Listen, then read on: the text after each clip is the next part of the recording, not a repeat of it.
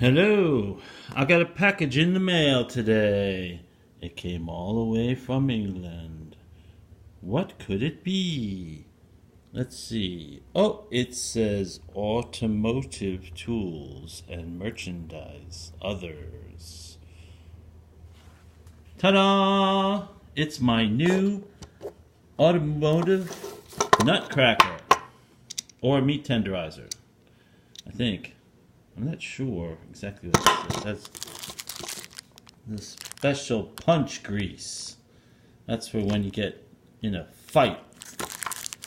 You gotta grease up the punches. And it's got some screws in there in case you wanna screw something. Or whatever. And stuff. Alright? Any ideas what it is? Let me know.